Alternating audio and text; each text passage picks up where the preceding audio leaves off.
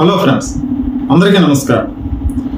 భారతదేశం మరో పెను విపత్తుని ఎదుర్కోబోతుందంటే చాలామంది ఏం చెప్తుంటారు, కరోనా తర్వాత ఇప్పుడు ఏదో హంటా వైరస్ రాబోతుంది, లేదా ఆయిల్ క్రైసిస్ ఒకటి వచ్చింది, ఇవన్నీ కూడా పెనుముప్పుగా భారతదేశాన్ని కుదిపేయబోతున్నాయి రానున్న రోజుల్లో అంటారు. అంతకంటే పెనుముప్పు ఒకటి ఈరోజు భారతదేశాన్ని కుదిపేస్తుంది. అదేంటంటే బొద్దింకల సామ్రాజ్యం. బొద్దింకలన్నీ చేరి ఈరోజు భారతీయ జనతా పార్టీని, ఈ దేశంలో ఉన్నటువంటి ప్రభుత్వాన్ని ఇరకాటంలో పెట్టే విధంగా బొద్దింకలన్నీ ఏకమై డిజిటల్ ప్లాట్ఫామ్ వేదికగా ఉద్యమాన్ని మొదలెట్టాయి. ఆల్రెడీ మీకు నేను దేనికోసం మాట్లాడుతున్నాను ఈ పార్టీకి అర్థమై ఉండొచ్చు. సిజేపీ, కాక్రోచ్ జనతా పార్టీ, ఈ పార్టీకి సంబంధించి ఈ డిజిటల్ ప్లాట్ఫామ్ మీద జరుగుతున్నటువంటి ఉద్యమం ఏదైతే ఉందో, అంటే దీన్ని ఉద్యమంగా ఎందుకు చెప్పాలంటే, గతంలో ఉద్యమాలు ఏదైనా జరిగితే అడవుల్లోనో లేకపోతే రోడ్లపైన నిరసన వ్యక్తం చేస్తూ ఉద్యమాలు జరిగాయి. ఇప్పుడు ఆ పరిస్థితుల్లో ఒక వ్యక్తిని తన భావ స్వేచ్ఛను నేరుగా డిజిటల్ ప్లాట్ఫామ్ మీదగానే వ్యవస్థను క్వశ్చన్ చేసే స్థాయికి వెళ్ళాడు. ఆ విధంగానే ఈ సిజేపీ పార్టీ కూడా ఏర్పడింది. కాకపోతే ఇప్పుడు ప్రధానంగా వినిపిస్తున్నటువంటి వాయిస్ ఏంటంటే, కాక్రోచ్ జనతా పార్టీ వెనకాల విదేశీయుల కుట్ర ఉంది, కాక్రోచ్ జనతా పార్టీ భద్రత పరంగా దేశానికి ముప్పుగా పరిణమించింది, దీనివల్ల పెను ప్రమాదం ఉంది. ఈ వ్యాఖ్యలు చేస్తుంది నేను కాదు, భారతదేశపు ఇంటెలిజెన్స్ సంస్థలు, భారతదేశపు భద్రతా వలయాలకు సంబంధించినటువంటి సంస్థలు ఈ రకమైనటువంటి వ్యాఖ్యలు చేస్తున్నాయంటూ వార్తలు ప్రసారం అవుతున్నాయి. అసలు కాక్రోచ్ జనతా పార్టీ వెనకాల విదేశీయుల కుట్ర ఉందా? అసలు ఈ కుట్ర ఉంటే ఏ దేశం ఈ కాక్రోచ్ జనతా పార్టీ వెనకాల ఉన్నట్టు? ఇది పుట్టి ఎంతకాలం అయింది? వారం రోజులు అయిందేమో. మొన్న మే 15వ తారీఖున భారతదేశపు అత్యున్నత న్యాయస్థానానికి ప్రధాన న్యాయమూర్తి అయినటువంటి సుప్రీంకోర్టు చీఫ్ జస్టిస్ అయినటువంటి జస్టిస్ సూర్యకాంత్ శర్మ, ఆయన ఒక కేసుకు సంబంధించి వ్యాఖ్యానిస్తూ ఈ దేశంలో ఉన్న యువతను ఉద్దేశించి సెల్ ఫోన్లు పట్టుకుని కాక్రోచ్లా తయారయ్యారు, వ్యవస్థలను ప్రశ్నిస్తున్నారు, పారాసైట్స్ పరాన్నజీవులుగా మారిపోయారంటూ ఆయన చేసినటువంటి వ్యాఖ్యల నేపథ్యంలో వచ్చినటువంటి తిరుగుబాటే, అంటే నేరుగా న్యాయస్థానాన్ని ప్రశ్నించలేక అప్పుడు బాస్టన్లో చదువుకుంటున్నటువంటి 30 ఏళ్ల యువకుడు అభిజిత్ దీప్ అనేటువంటి వ్యక్తి కాక్రోచ్ జనతా పార్టీ అనే పేరుతో సోషల్ మీడియా వేదికగా ఒక ప్లాట్ఫామ్ స్టార్ట్ చేస్తే, దీన్ని వ్యతిరేకించినటువంటి, అంటే సుప్రీంకోర్టు న్యాయమూర్తి చేసినటువంటి వ్యాఖ్యలు వ్యతిరేకించినటువంటి వారందరూ కూడా దానికి సపోర్ట్గా నిలిచారు. అయితే అసలు కథ ఇక్కడే ప్రారంభమైంది. ఒకళ్ళ ఇద్దర భారతీయ జనతా పార్టీకి సంబంధించి 8 మిలియన్ల ఫాలోవర్లు ఉంటే 5 రోజుల్లో 20 మిలియన్ల ఫాలోవర్ దాటి ఒక ఇన్స్టాగ్రామ్ అకౌంట్లో సిజేపీకి సపోర్ట్గా జనాలు వెళ్ళారంటే, ఏ స్థాయిలో భారతీయ జనతా పార్టీపై, ప్రభుత్వం యొక్క వ్యతిరేకతపై ఏ స్థాయిలో వ్యతిరేకత ఉన్నదనేది దీన్ని బట్టి అర్థం చేసుకోవచ్చు. అయితే ఇక్కడ అభిజిత్ దీప్పై సిజేపీపై ముప్పేట దాడి జరుగుతుంది. అంటే ఆ అకౌంట్ను ఏదో రకంగా స్మాష్ చేశారు. ఆల్రెడీ ట్విట్టర్ హ్యాండిల్ చేసేటువంటి అకౌంట్ను హైడ్ చేశారు, భారతదేశంలో కనిపించకుండా. ఇన్స్టాగ్రామ్ వేదికగా 50 పోస్టులు మాత్రం ఉంటే అందులో 20 పోస్టులు అభిజిత్ దీప్కే చెప్తున్నాడు అకౌంట్ హ్యాక్ చేసే ప్రయత్నాలు జరుగుతున్నాయి, ఎప్పటికప్పుడు పాస్వర్డ్స్ మార్క్ చేస్తున్నాను అంటూ. మిగతా వీడియోలన్నీ దీని గురించే. అంటే దీనివల్ల ఎవరికి నష్టం? ఎందువల్ల భారతీయ జనతా పార్టీ భయపడుతుంది? భారతదేశంలో ఉన్నటువంటి మన ప్రధానమంత్రి నరేంద్ర మోడీ గారికి 101 మిలియన్ ఫాలోవర్స్ ఉన్నారు. ఒకవేళ ఈ కాక్రోచ్ జనతా పార్టీ ఆ 101 మిలియన్స్ కూడా క్రాస్ చేసేస్తే, ఆ ఫాలోవర్స్ను కూడా క్రాస్ చేసేస్తే, అంటే వ్యతిరేకత అన్నది ఏ రకంగా ఉన్నదన్నది ప్రపంచ దేశాలకి, దేశంలో ఉన్న వాళ్ళందరికీ కనబడుతుందా? అందువల్ల ఈ భారతదేశంలో పెనుముప్పుగా పరిణమించిందా? దీని వెనకాల విదేశీ హస్తాలు ఉన్నాయా? ఇక్కడ ప్రత్యేకించి ఒక విషయాన్ని చెప్పుకోవాలి. ఎవరైతే ఈ అభిజిత్ దీప్గా ఉన్నాడో, బాస్టన్ యూనివర్సిటీలో అతను చదువుకుంటున్నాడు, అతను తన షెడ్యూల్ కులానికి చెందినటువంటి వ్యక్తి అని చెప్పి తన క్యాస్టిజం కూడా బయట పెట్టాడు. అతని తల్లిదండ్రులు కూడా మహారాష్ట్రలో ఇప్పుడు తన కుమారుడు ప్రభుత్వానికి వ్యతిరేకంగా చేస్తున్నటువంటి ఈ డిజిటల్ ప్లాట్ఫామ్ మీద చేస్తున్నటువంటి పోరాటం వల్ల అతని ప్రాణానికి హాని ఉందా, అతను ఏం చేస్తారన్న భయంతో తల్లిదండ్రులు ఉన్నారు. బాస్టన్ యూనివర్సిటీ కూడా నీవు యూనివర్సిటీకి చెడ్డ పేరు తీసుకొచ్చి పనులు చేయడానికి వీల్లేదంటే అతనికి నోటీస్ ఇప్పించారో. అంటే భావ స్వేచ్ఛను వ్యక్తీకరించేటువంటి పరిస్థితి మన దేశంలో లేదా అంటే, దీనికి సంబంధించి ఒక ఆసక్తికరమైన విషయాన్ని మీకు చెప్పాలనుకుంటున్నా. ఇటీవల మీడియా స్వేచ్ఛకు సంబంధించి, పత్రికా స్వేచ్ఛకు సంబంధించి ఒక సర్వే జరిగింది. ఆ సర్వేలో నార్వే దేశం మొదటి స్థానంలో ఉంటే మన భారతదేశం ఎక్కడ ఉందో తెలుసా? పాకిస్తాన్ కంటే ఇంకా కింద స్థాయిలో ఉంది. అంటే ఈ దేశంలో ఉన్నటువంటి మీడియా అంతటిని కార్పొరేట్ సంస్థల ద్వారా ఈ ప్రభుత్వాలు చెప్పు చేతుల్లో పెట్టుకుని వారికి నచ్చినట్టు ప్రవర్తిస్తున్నాయి. అటువంటి సమయాల్లోనే ఎవడైనా ఒక క్వశ్చన్ చేయాలంటే డిజిటల్ ప్లాట్ఫామే దిక్కైంది. ఎవడైనా తన భావాన్ని వ్యక్తం చేయాలనుకున్నా, భావ స్వేచ్ఛ ప్రకారం ఏదైనా మాట్లాడాలనుకుంటే digital platform WhatsApp, Facebook, YouTube, ఇటువంటి ట్విట్టర్, ఇటువంటి వాటి ద్వారానే వారు క్వశ్చన్ చేస్తున్నారు. ఇప్పుడు ఆ విధంగా పుట్టినటువంటిది ఈ సిజేపీ పార్టీ, కాక్రోచ్ జనతా పార్టీ.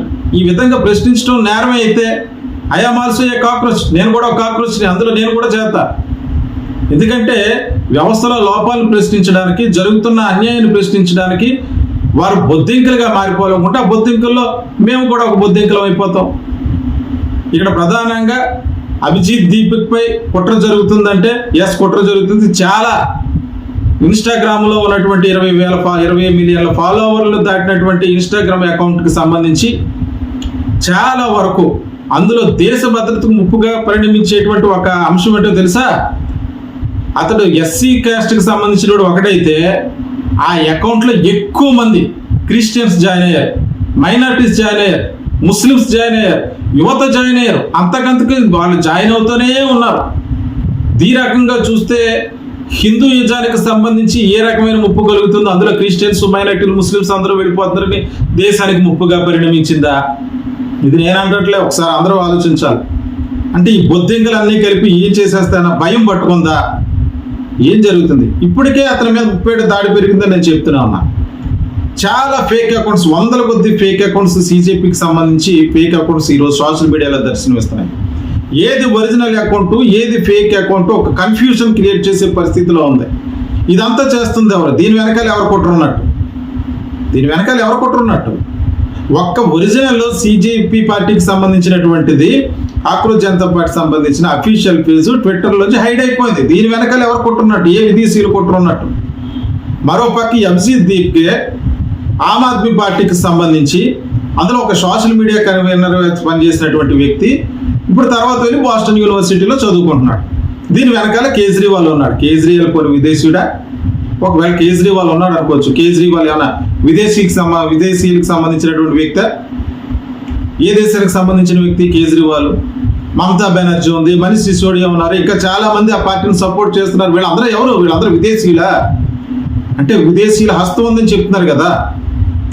అంటే నా ఉద్దేశంలో ఇతన్నే ఈ బొద్దింకలకి యాంటీగా మరొక పార్టీ కూడా మొదలైందండో, హిట్ పార్టీ. ఆ బొద్దింక ఏదో చాలా మీమ్స్ సోషల్ మీడియాలో అవి చక్కర్లు కొడుతున్నాయి. హిట్ పార్టీ తయారై మేము హిట్ కొడతాం, మిమ్మల్ని అంతం చేస్తాం.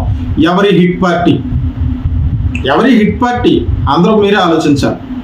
ఇక్కడ ప్రధానంగా అభిజిత్ దీప్కే సిజేపీ పార్టీ ప్రధానంగా ఏ ఆరోపణలు చేసింది?